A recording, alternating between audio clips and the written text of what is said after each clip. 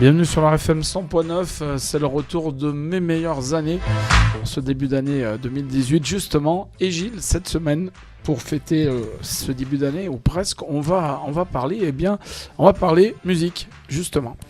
Bonjour, soyez les bienvenus, c'est le rendez-vous avec mes meilleures années. Cette semaine, on a été heureux, je sais pas si on peut dire comme ça, on a de la chance, voilà, on va dire qu'on a de la chance, ouais. Parce qu'au lieu d'avoir un invité, on en a deux aujourd'hui. On va parler musique, on va aller dans les clubs, on va parler de choses qui marquent les jeunesses, on est dans l'ambiance, dans la culture des jeunes. On reçoit tout d'abord Kylian Madis, bonjour. Bonjour. Et Mathieu Duality, qui est un grand disque jockey, si j'ai bien compris. Bonjour. Bienvenue donc sur Loire FM. On vous a invité pour tout d'abord parler d'un magazine, si on peut dire ça, je sais pas, on appelle ça comment ? Oui, donc un agenda. Un agenda qui s'appelle Club et Concert, et vous allez tout nous expliquer. Mais la tradition dans cette émission, généralement, elle était en 3 parties. On fait hier, aujourd'hui et demain, donc vous n'allez pas y échapper tous les deux. On commence par Kylian. Qui êtes-vous, Kylian ? Donc moi je suis... Donc déjà les autres me définissent comme producteur de musique. Oula, donc à force...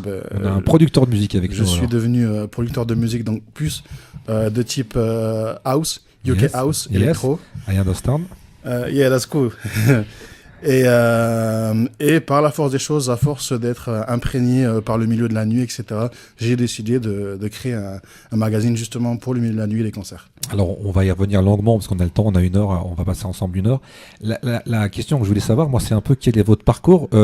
Hors antenne, on a un peu échangé avant de démarrer cette émission. Vous m'avez dit, je suis venu me mettre au vert à Saint-Etienne. Donc, j'ai trouvé ça excellent dans la forme.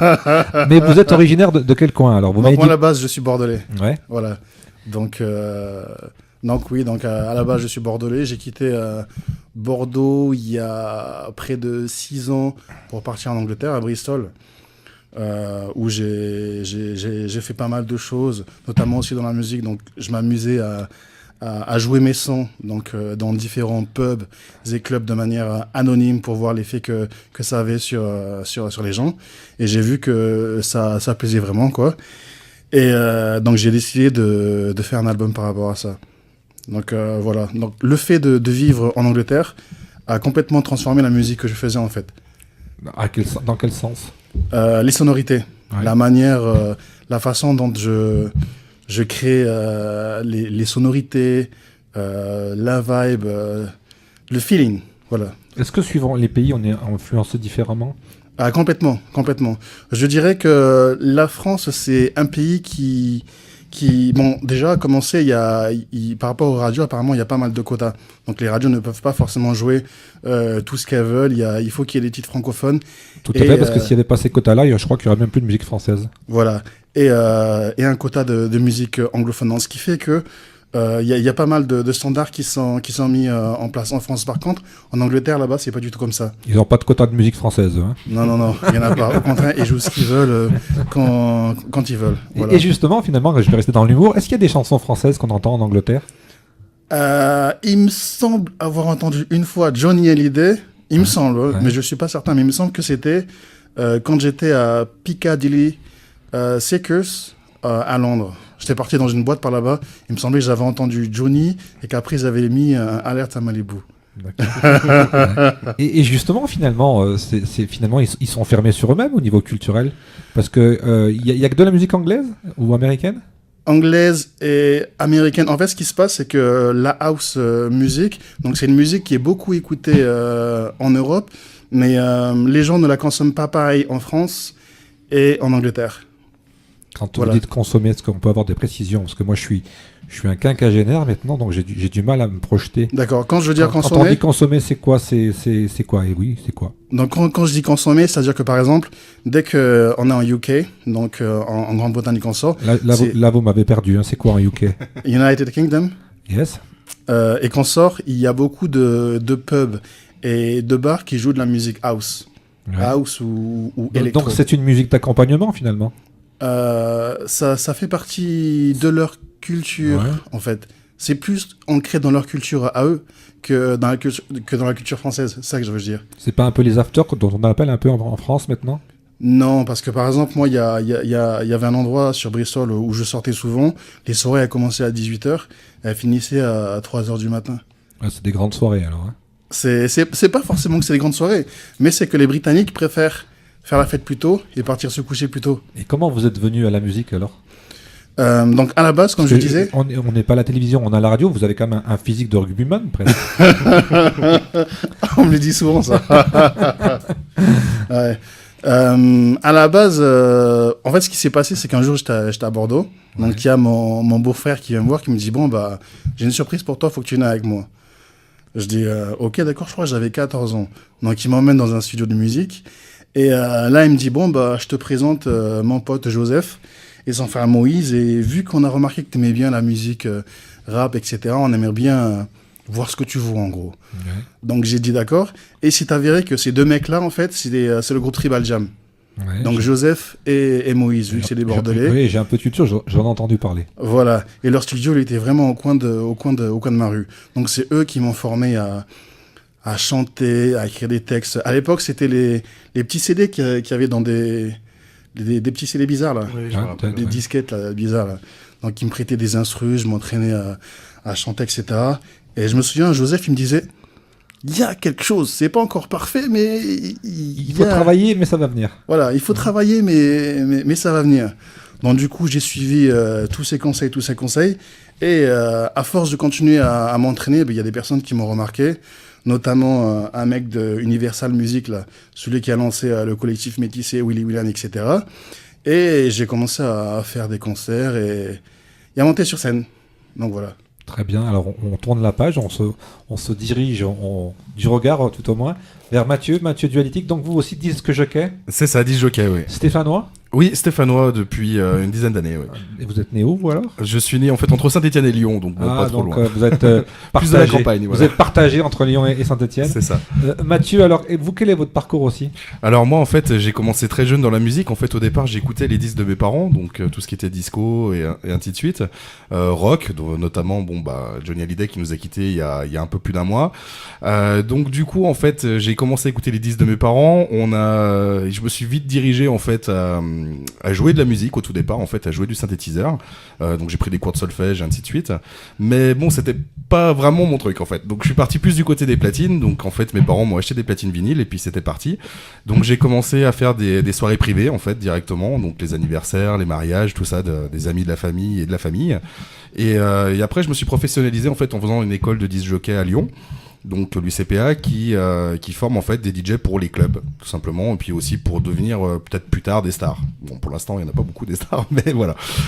Donc du coup j'ai fait de la résidence en fait en club et donc ça m'a permis en fait de mixer dans des gros clubs. Sur Saint-Étienne notamment, oui. Donc j'ai travaillé dans plusieurs établissements. Donc il y en a quelques-uns qui me connaissent, mais après j'ose pas les citer, donc je sais pas si je dois les citer. Non, vous pouvez, il n'y a pas de souci. S'ils nous envoient des invitations, on ira. Avec grand plaisir.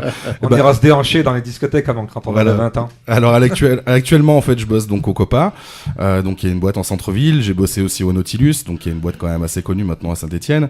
J'ai bossé aussi du côté du Parc Giron dans plusieurs établissements là-bas.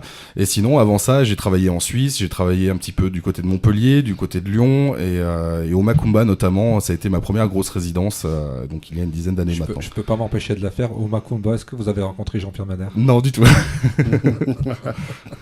Allez, on redevient sérieux. Vous m'avez parlé surtout d'un concours. Alors, je voudrais en savoir un peu plus sur ce concours qui vous a emmené, si j'ai bien compris, du côté d'Ibiza. C'est ça. Donc, en fait, en début d'été, en fait, j'ai vu que Carl Cox, en fait, qui est un très très grand DJ, donc house techno, a partagé en fait un concours de la marque Burn Energy Drink. Donc, je la cite. Et en fait, ce concours-là est parrainé donc par Carl Cox, Loco Dice, Seth Roxler, donc des gros artistes techno, mais vraiment techno underground, donc qui se passe à Ibiza. Enfin dans le monde entier en fait, ils mixent de partout. Et en fait, au départ, ça se passait sur la France, enfin dans chaque pays. En fait, il y avait 26 pays qui participaient en fait à ce concours. Et donc il y avait des premières sélections en fait pays par pays. Donc j'ai fini premier donc de ces sélections-là. Et en fait, on a été envoyé à Ibiza donc pour l'IMS en fait qui sont des conférences en fait en début de saison pour discuter un petit peu de l'orientation de la musique sur l'île, comment développer les soirées, ainsi de suite. Et en fait, de là, on était 26 donc de pays du monde entier. Donc on est passé à 16 candidats. Sur les 16 candidats, après, on a été envoyé en fait dans les studios de Luciano, qui est un DJ suisse. enfin chilien et suisse, et aussi en festival. Donc il y en a plein qui ont été dans des festivals dans toute l'Europe, et moi j'avais été envoyé à Istanbul, donc en Turquie. Donc suite à ça, en fait, ils nous ont renvoyé à Ibiza au mois d'août. Au mois d'août, il y a eu à nouveau des sélections, donc là, donc toujours avec le même jury. Et donc on est passé de 16 à 8, après de 8 à 3, et en fait les 3 donc, qui restaient, donc en fait j'étais avec un Italien et un Turc, on est resté pendant 1 mois et demi en fait sur place à Ibiza, en fait à mixer en résidence dans beaucoup de clubs en fait. Alors moi j'ai plusieurs questions au niveau du DJ. La première, vous avez parlé tout à l'heure de platine vinyle. Oui. Est-ce que quand on a mixé sur du vinyle, est-ce que c'est différent aujourd'hui parce que c'est par ordinateur, c'est comment ça se passe? C'est complètement différent ou alors il y a encore quelques similitudes? Alors ça reste quand même assez différent parce que bon la technologie elle a vachement évolué quand même depuis le temps. Vachement comme vous dites. Voilà, vachement. Non en fait le vinyle pour moi ça reste la base quoi qu'il en soit.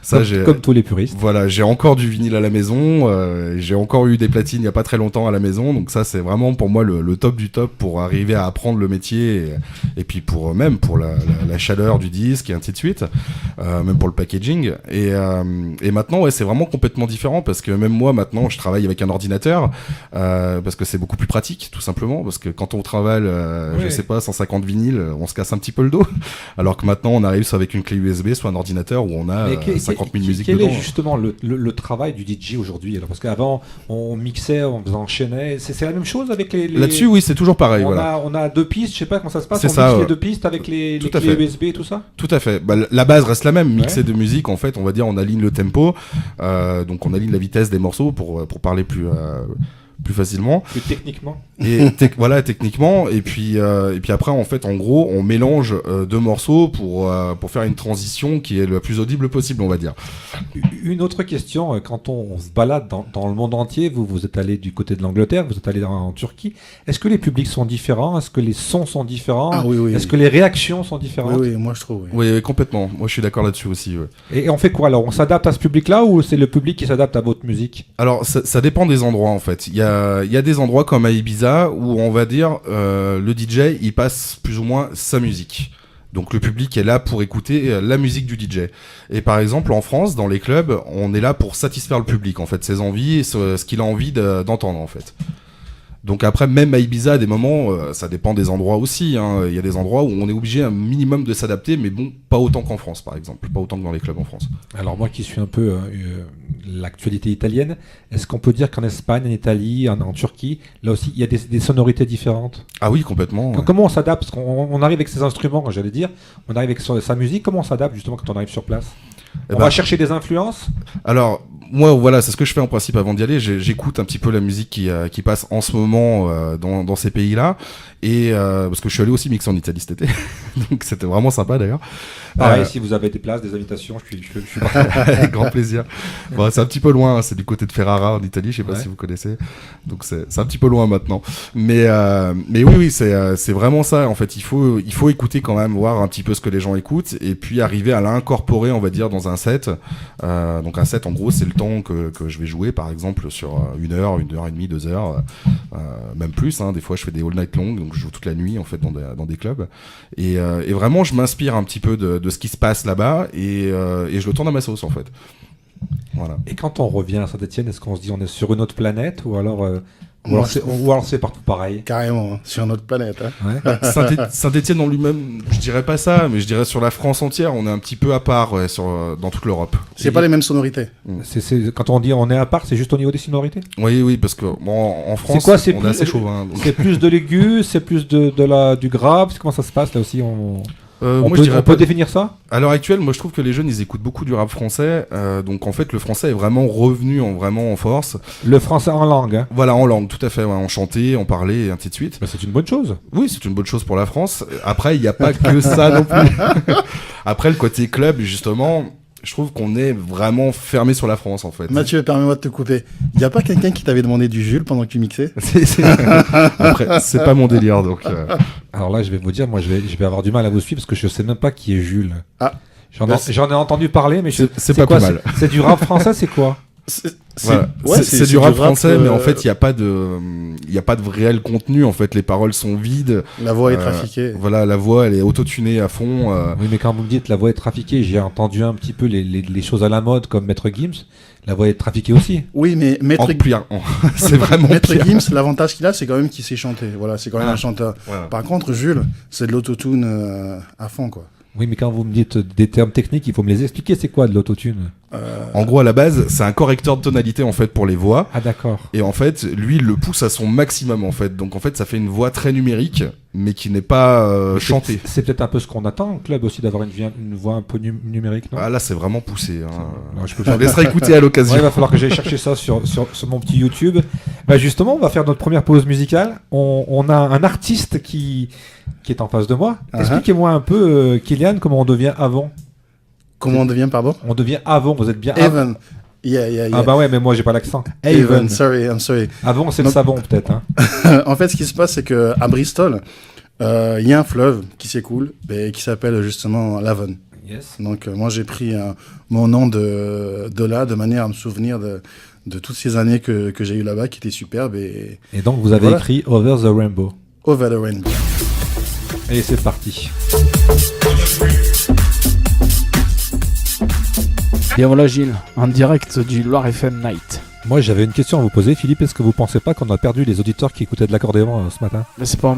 Bah là, ils sont partis. Ils sont partis? Ils sont partis, ils sont en course, ils sont Ils marchés là. Ils sont en course. Cette heure-là. Très bien. Les deuxièmes parties, on reste Et dans peut-être que là, du coup, on a leurs petits-enfants qui On va sont peut-être restés gagner de à l'antenne. nouveaux auditeurs. Ouais. Alors, on est bien sur Loire FM. On est en compagnie de Kylian et de Mathieu.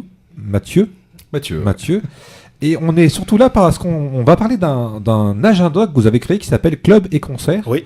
Alors, moi, j'aimerais déjà savoir pourquoi avoir créé cet agenda, parce qu'il y a beaucoup de presse-papier encore sur Saint-Etienne. Ouais. On a beaucoup de choses qui annoncent des concerts, des spectacles. Et pourquoi cette envie d'en créer un nouveau? Donc, la première raison, c'est parce que donc je suis producteur de musique. J'adore la musique et j'ai envie de partager donc ma passion avec les autres. Pardon. C'est toutes les musiques ou une musique particulière dans cet agenda? Non, c'est toutes les musiques, tous les styles de musique. Donc là, vous avez des dates par rapport au Zénith, par rapport au Phil, par rapport au Pax. C'est donc un magazine, le premier était en décembre. Oui, C'est un magazine qui va sortir tous les mois, c'est ça, à 20 000 exemplaires. 20 000 par mois. exemplaires, qu'on va pouvoir retrouver où alors? Dans Donc, les points musicaux, dans les bars, dans les points restaurants, musicaux, dans les bars, dans les restaurants. dans les églises? Non, pas dans les églises. Humour. Il y a peut-être du gospel, c'est de la chanson du gospel. Hein.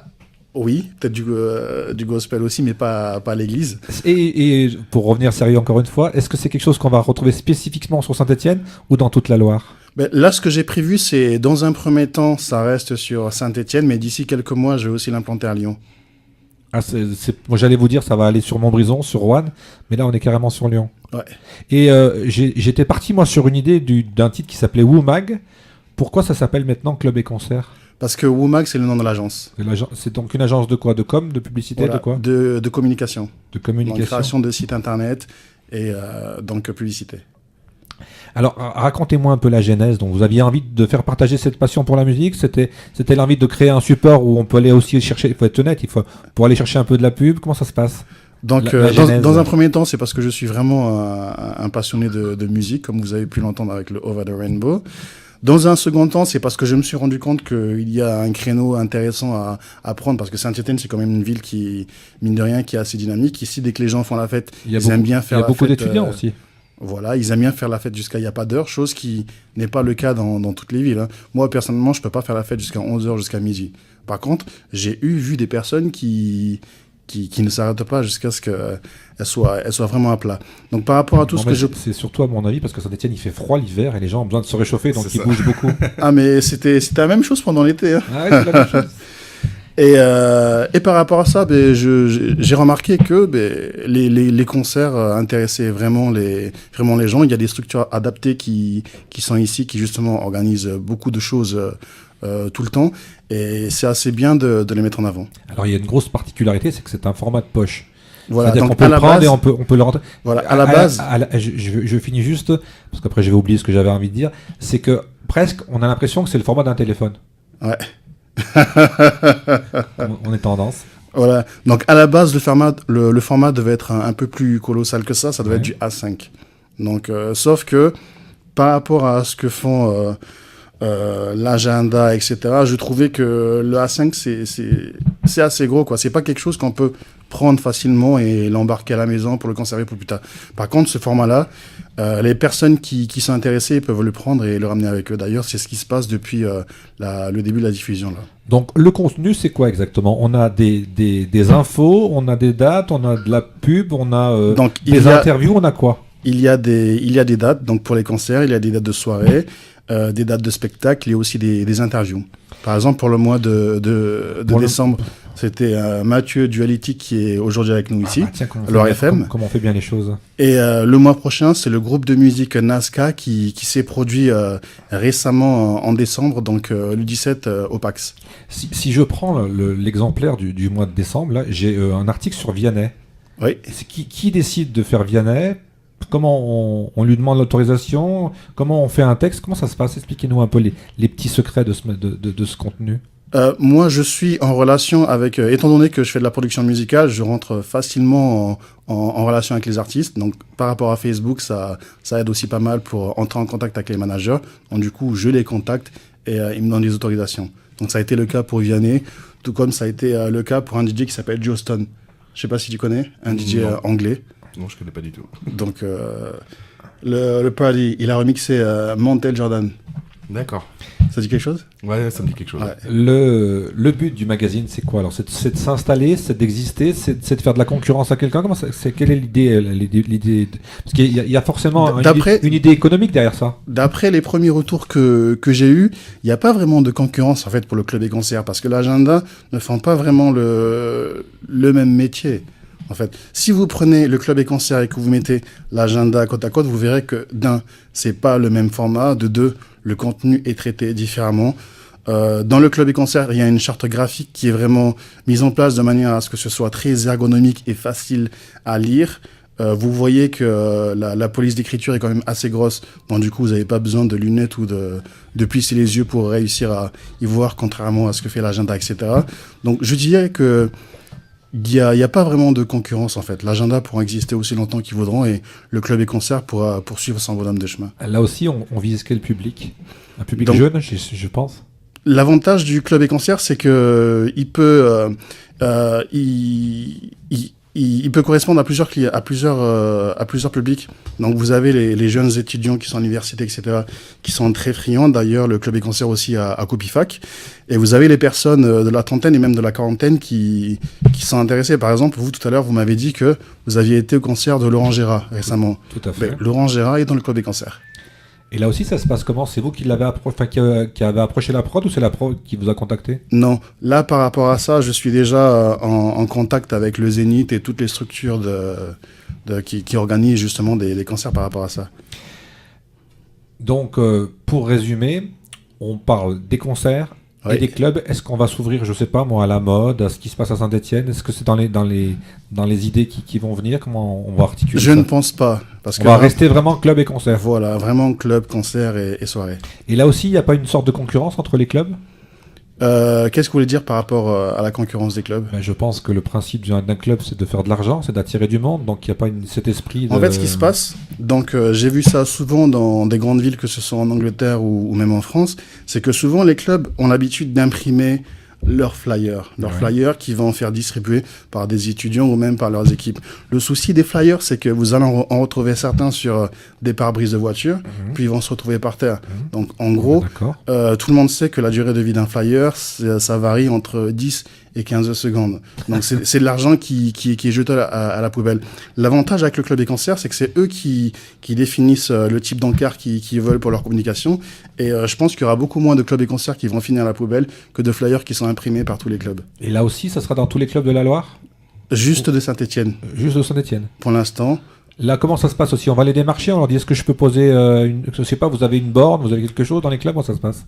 Je les contacte, ouais. Et à partir du moment où ils sont intéressés, soit moi je m'y rends, ou sinon il y a des personnes qui se déplacent directement. Donc on fait un dépôt.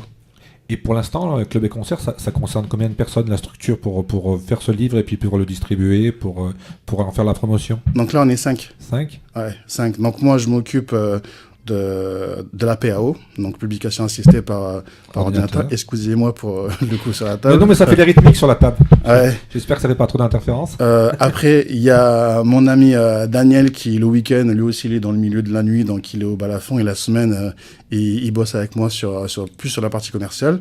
Donc il y a Émilie qui s'occupe de la communication sur les réseaux sociaux. Et puis après, on a des rédacteurs aussi qui nous aident et des personnes qui contribuent. Et comment ça se passe? Là aussi, on fait des réunions. Dans le prochain, on a envie de parler d'un tel, ou on sait qu'il va venir dans la région. Comment on procède pour établir le contenu du magazine? Moi, la priorité que je donne, c'est comme pour le groupe Nazca qui s'est produit. Je préfère mettre en avant les artistes de Saint-Étienne et les artistes qui viennent chanter à Saint-Étienne. Est-ce qu'il y a dans le futur, il y a des artistes que vous n'aimez pas ou que c'est pas votre style et ils seront pas dans votre magazine, ou alors vous êtes ouvert à tous et même si vous aimez pas, vous allez quand même les mettre? Ça, c'est pas mon pouvoir. Donc même Jules, si je n'aime pas forcément, il y sera dedans, quoi. Si on décide qu'il doit y être, il y sera. Donc il faut qu'il y en ait pour tout le monde. Et là, pour tout ce qui est de la promotion, pour faire connaître votre agenda, entre guillemets, si on peut le dire, club et concerts, comment on procède? On procède bien sûr avec les réseaux sociaux, mais est-ce qu'on procède aussi avec d'autres choses? Non, je pense que 20 000 exemplaires dans un premier temps, c'est quand même assez pour... Non, mais je veux dire pour le faire connaître. Vous allez vous servir de quoi? Vous allez faire des communications publicitaires, vous allez faire des opérations spéciales, vous allez offrir des t-shirts, je sais pas, Non, pas forcément. Donc vous comptez sur le bouche à oreille? Sur le bouche à oreille et sur le magazine. Ouais, et puis voilà. sur votre réseau de connaissances. Voilà, c'est ça. Quand on élabore encore une fois le bouquin, comment vous vous êtes rencontré avec Mathieu?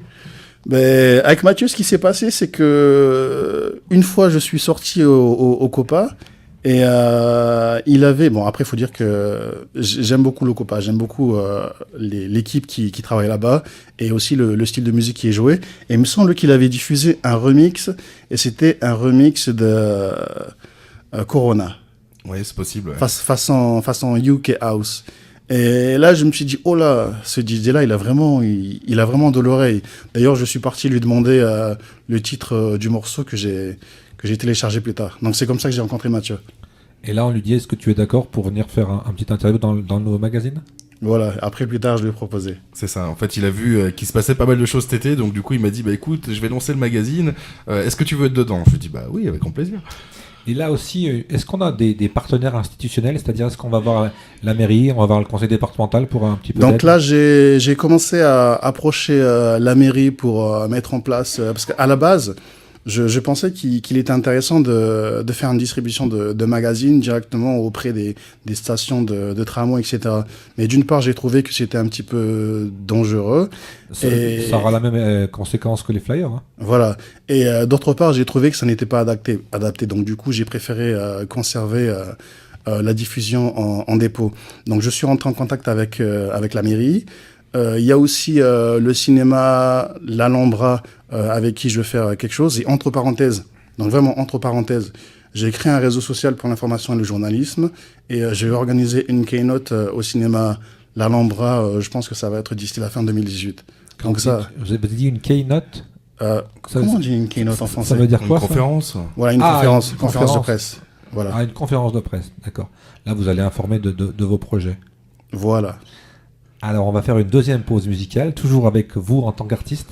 Mm-hmm. Je vais essayer de pas l'écorcher. Haven, vous m'avez dit. Hein? Haven. Yeah. Et on écoute Music is my life. Music is my life. Et on revient pour la dernière partie. Yeah.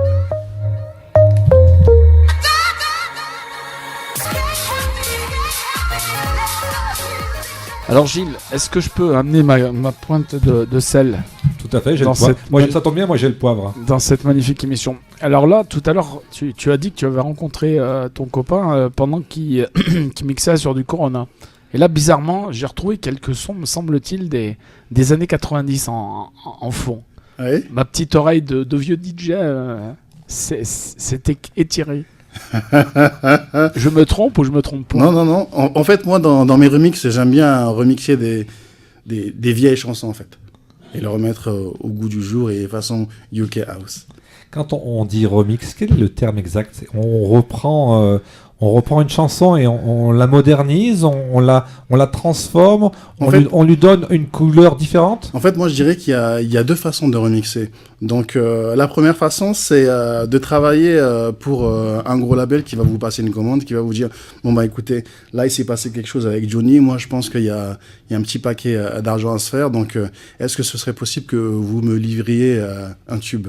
Donc là, vous remixez pour quelqu'un. Ensuite, la deuxième façon de remixer, c'est les DJ et les producteurs qui remixent vraiment pour leur plaisir. Donc non pas pour chercher un tube, mais plus pour se faire plaisir et faire plaisir aux personnes qui aiment soit la chanson d'origine, soit le style de l'artiste. Et à tous les deux, la même question, c'est quoi vos influences musicales? Alors moi, elles sont très larges, en fait, ça part du disco au rock, enfin vraiment, elles sont très très larges. Actuellement, moi, je suis quand même beaucoup plus influencé par la musique électronique, mais à la base, vraiment, j'étais disco, rock'n'roll, j'ai écouté aussi du gospel, j'ai écouté beaucoup de choses, donc... Éclectique, on dit. Ouais, très éclectique, ouais. Et vous, Kylian? Moi, à la base, en tant que chanteur, j'ai commencé avec R&B, soul et rap. Ensuite, quand j'étais à Toulouse, j'ai rencontré Laurent Wolf, donc, qui m'a donné envie de rentrer dans l'univers de l'électro. Et aussi, le problème, c'est que j'avais besoin qu'on me livre des instruments pour pouvoir chanter dessus. Mais la plupart des DJ à qui je demandais, ils me disaient « Ok, il n'y a pas de problème », mais ils ne me livraient jamais. Donc, un jour, je me suis dit « Allez, je vais essayer de le faire moi-même ». Et j'ai vu que ça fonctionnait. Donc, moi, je dirais qu'aujourd'hui, mes influences, c'est house britannique. Mais là aussi, comment on fait? On crée ces sons ou on va les chercher? Prenons un exemple. Aujourd'hui, vous écoutez une chanson, d'accord? Donc, Electro House, vous allez entendre ce son. Donc, ça, c'est ce qu'on appelle un clap. Donc, le clap, c'est un sample. Voilà. Donc, vous avez des samples de clap ou de Sharpay ou d'instruments, mais vous avez aussi des synthétiseurs analogiques et numériques qui vous permettent de vraiment créer des sons et d'en modifier. Vous voyez ce que je veux dire? Donc, il faut toujours partir sur une base. C'est une addition de sons, c'est pas une mélodie qu'on crée. Voilà, c'est ça. Mais il y a aussi des mélodies concrètes. Hein. Ouais, il y a les deux. Ouais. Il y a aussi des mélodies concrètes. On peut vraiment partir à partir de rien, c'est-à-dire prendre directement des instruments virtuels ou même analogiques ou des instruments réels, hein, tout simplement, et les enregistrer et les utiliser, ou alors même carrément aller peut-être même pomper quelque chose chez quelqu'un d'autre, leur travailler à sa sauce et puis vraiment créer quelque chose de nouveau avec. Moi, en vous écoutant parler, là, je me dis, mais finalement, vous êtes un peu des cuisiniers. Vous faites c'est ça. Vous créez des plats, vous créez des sauces, vous créez. C'est la production ça donne musicale, ça donne une assiette on en revient au mot tout à l'heure qu'on consomme. Et est-ce que vous servez du pad? Ah oui. J'imagine que oui. Pour la production, oui, c'est presque obligatoire maintenant parce que sinon tout à la souris au clavier, c'est un petit peu compliqué. On va peut-être expliquer à Gilles. Oui, parce que là, je suis perdu. En fait, le pad, il permet par exemple de faire une rythmique ou alors faire une boucle. Voilà, en fait. Comment disait déjà Jacques Chirac là pour la souris? Le mulot, non? Non, mais le pad, même les groupes rock, les groupes instrumentaux s'en servent. Hein. Voilà, ils l'utilisent en tant que sampler souvent, la plupart du temps. En fait, par exemple, ils font une rythmique sur 4 ou 8 ans. Ensuite, ils l'enregistrent en fait grâce à un pad, et ce qui leur permet après d'additionner en fait le reste en fait des instruments par-dessus en fait. Pour notamment, ça jouer autre chose en fait. Ça améliore beaucoup la batterie dans les groupes. Ouais. Question aussi pour des DJ. Moi, c'est peut-être dû à l'âge. Mais quand je vais en discothèque, rarement, une fois tous les 10 ans, j'ai mes oreilles qui explosent et ce boum boum, ça me prend le cœur. Comment vous faites pour résister à ce son qui tape, on dirait des marteaux-piqueurs? Mais ils ont des bouchons. Et ce cœur qui j'ai l'impression qu'il va s'emballer. Ouais, c'est dû à mon âge ou c'est alors c'est parce que vous êtes né dedans? Moi, je suis né dedans plus ou moins, donc après, je sais que ça me dérange pas. Moi, je sais que dans l'oreille gauche, j'ai un acouphène permanent. Ouais. Donc, du matin jusqu'au soir, j'entends un sifflement et je supporte pas le silence parce que le bruit est encore plus fort quand il n'y a pas de bruit autour. Donc, je pense que ça, c'est la maladie des musiciens. Après, les boom boom, bon, c'est sûr que parfois, ça peut être brillant, mais il faut savoir que un boom boom, il n'est pas là pour rien. En principe, chaque style de musique a une base. Pour la rumba, pour le hip-hop, etc. Donc les booms sont travaillés différemment, mais ils sont toujours les coups de basse, etc. C'est ça qui donne la teneur des morceaux. Une autre question qui peut-être vous paraîtra stupide, mais quand on va en discothèque et quand on écoute, je peux même le mettre entre guillemets, ce mot d'écouter, quand on entend de la musique, finalement les paroles, entre guillemets, on s'en tape. Ben, ça, c'est parce que vous êtes en discothèque. Voilà, Voilà. je parle bien de Ça la dépend, discothèque. ça dépend. Il y a des endroits où justement, enfin même en France tout court, les gens aiment chanter en discothèque. Ah, Ils aiment s'exprimer en fait. Et je pense C'est pour ça qu'on leur remet du Claude François. par exemple, il y a beaucoup de boîtes qui Ça- jouent encore du Claude François, bien sûr. Ça marche beaucoup avec les morceaux qui sont très matraqués. Hein. Ouais, complètement. Le matraquage Mais commercial. même justement, on en revient un petit peu au rap français qui est à l'heure actuelle. En fait, les gens s'identifient à ça parce qu'ils ont envie d'entendre des paroles simples qu'ils peuvent chanter facilement. Donc en fait, les jeunes à l'heure actuelle ils se reconnaissent beaucoup là-dedans parce que c'est facile pour eux en fait de s'exprimer là-dessus en fait. Ah, donc il y a un besoin d'extérioriser, Complètement. de se défouler, j'allais dire. Bah, je pense qu'il y a un moment où ils veulent un petit peu quand même inconsciemment décrocher un petit peu des réseaux parce qu'on est très connectés maintenant avec les smartphones et ainsi de suite.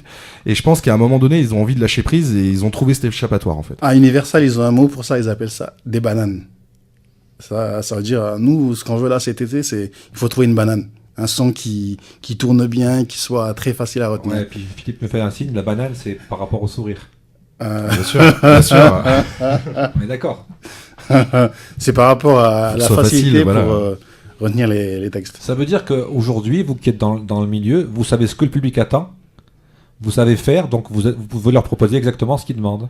Voilà. Mais après, il y a une chose aussi qu'il faut garder en ligne de compte, c'est ce que veulent les majors.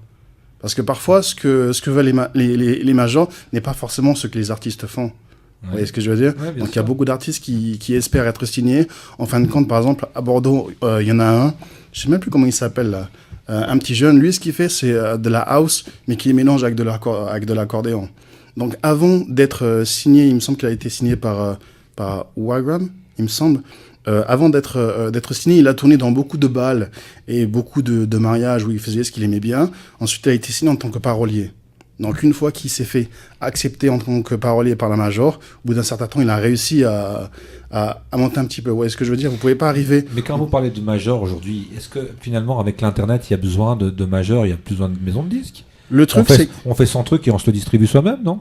ça c'est un rêve, ça. Ça, Ouais. c'est ce qu'on croit, mais ça fonctionne pas vraiment Il faut comme encore ça. passer par Paris et par les majors. Si vous passez pas par une major, ce qui va se passer, c'est que demain, vous allez sortir un produit que vous allez mettre sur Deezer, Spotify ou etc. Votre son, il sera pas lu, il sera pas écouté. Pourquoi? Parce que les gens ne vous connaîtront pas. La major, elle a la capacité financière de vous mettre en avant Le côté partout. marketing, Voilà, le communication. côté marketing est très très très important. Donc ça, c'est au jour d'aujourd'hui, vous pouvez créer un album ou même une mixtape ou ce que vous voulez, avoir des sonorités vraiment affolantes. Si vous n'avez pas une équipe costaud derrière qui fasse partie d'une major, franchement pour vous ça va être Donc difficile. on est bien d'accord, on parle plus du tout de culture, mais on parle de produits. Là, c'est business, ouais. Voilà. Là, pour ce côté-là, ouais, parce Ouais. qu'après, il n'y a pas que ça non plus. Il y a le côté produit, puis il y a le côté aussi artistique où on crée sa propre musique, et ainsi de suite. Après, il y a un public pour tout. Donc après, c'est pas forcément la majorité des gens qui va écouter tel ou tel style de musique un peu plus underground ou des choses comme ça. Mais quoi qu'il en soit, chaque artiste qui va produire de la musique, il va forcément trouver un public. Après, comment et combien de temps ça va prendre, ça on ne sait pas. Mais il y a forcément quelqu'un qui va vous aimer ce que quelqu'un va faire en fait. Par exemple, moi je vais vous dire une anecdote. J'étais à Bordeaux, donc j'étais dans le bureau de Yvan Manouche, donc l'ancien producteur des collectifs métissés et de Willy William. Donc il me dit bon bah Kylian, écoute, j'ai un morceau à te faire écouter, tu me dis ce que t'en penses. Donc il me le fait écouter et il me dit qu'est-ce que t'en penses? J'osais pas parce que j'étais encore jeune et lui c'était le grand type de la major. Il me dit non mais c'est bon, j'ai compris, c'est nul hein. Et j'ai dit bah Somariba voilà quoi. Il me dit bon bah écoute, là il faut que je fasse un tube, donc j'avais besoin d'une banane parce que sinon je ferme le label. Ah Et d'accord. heureusement pour lui ça a été un succès. La chanson s'appelait Laisse-toi les bébés. Ah ouais, d'accord. Voilà. Laisse-toi, Donc, mais- C'est pour ça que je dis que le côté artistique, etc., c'est bien, mais si on n'a pas la conception de tout le marketing qui va avec, franchement, ça va être difficile.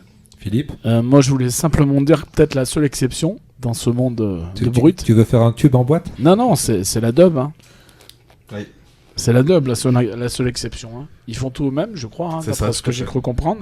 Moi, je suis allé les voir il y a quelques semaines, voire quelques mois, au Zénith. Ils ont fait le plein, quoi. 8000 personnes, c'était blindé. Et ils jouent le truc jusqu'au bout. C'est-à-dire, quand tu sors et que tu veux acheter le CD ou le t-shirt, tu te dis, bah, finalement, 35 € le t-shirt, c'est le même prix que tous les autres. Sauf que dans le pack, il y a le t-shirt, le DVD, le CD, et ils jouent à fond là-dessus, quoi. Alors, c'est peut-être une des rares exceptions. Et bizarrement, ils sont connus dans le monde entier. C'est ça, ils se produisent pas qu'en France. En Et, plus. mais plus peut-être même à En l'étranger Amérique qu'en du France. Sud quoi. et ainsi de suite, ils se produisent. Ah, c'est impressionnant. Donc là, on n'est plus du tout dans le produit, on est de retour dans la culture. Là, à la base, voilà. Alors, en même temps, c'est pas de la musique électronique, donc Voilà, on est après, sorti de votre truc, mais, C'est ça, c'est différent. Ouais. mais quand même. Kylian, vous aviez quelque chose à rajouter? Donc le club et concert est là, il est sorti donc au mois de décembre et il arrive pour Est-ce que je pour le mois de janvier. Je m'excuse, mais je vous coupe. Est-ce qu'il y a une date précise de sortie? Est-ce que c'est plutôt en début de mois, plutôt en fin de mois, plutôt en milieu de mois, plutôt en début de mois. plutôt en début de mois? Voilà. Là, je suis en train de faire le nécessaire avec toutes les personnes qui veulent être dedans pour qu'ils puissent sortir avant le 1er janvier, vu qu'il va y avoir le réveillon. Et donc voilà. Pour ce qui est de tout ce qui est commercial aussi, il y a une équipe ou c'est toute la même équipe qui fait ça? C'est tout la même équipe qui fait ça, mais c'est surtout aussi moi Ah. et Daniel, plus Daniel que moi, qui se chargeons de la partie commerciale. Très bien. Je cherche votre prénom, Mathieu. Mathieu, ouais. Quels sont les projets, vous, dans le futur? Alors, Quand on est un grand DJ qui commence à être reconnu? grand DJ, je dirais pas ça, mais bon, en fait, à l'heure actuelle, bah, je travaille là-dedans en janvier. C'est déjà vraiment très très bien de vivre de sa passion. Et en fait, à l'heure actuelle, en fait, je produis de la musique avec un ami, donc des choses plus underground. En fait, c'est pas un format qui est fait pour la radio et ainsi de suite. C'est vraiment plus de la musique qui est faite pour les clubs, on va dire d'Angleterre, d'Ibiza, des choses comme ça. Donc là on produit, là on en a déjà produit 2, on cherche à les signer, donc là on a contacté pas mal de labels, mais bon les retours mettent du temps en fait à revenir, parce qu'ils en reçoivent des tonnes par jour. Donc voilà, donc je travaille aussi avec l'équipe donc de Burn qui est en contact aussi avec des maisons de disques et des majors. Donc en fait tout est en cours. Voilà, il y a plein de choses qui se passent, mais Donc c'est il y a en cours. plein de choses qui vont se passer Voilà. j'allais dire en 1918, moi. En 2018. Voilà, dans l'année. Ouais. Donc l'avenir est à vous. Mhm. Est-ce qu'il y a dans ce club et concert des gens que vous rêvez d'interroger ou des gens que vous rêvez de faire la promotion, entre guillemets? S'il y a des gens que je rêve d'interviewer. Oui, oui, bien, parce que moi j'ai ce rêve-là Vous. d'un artiste. Vous.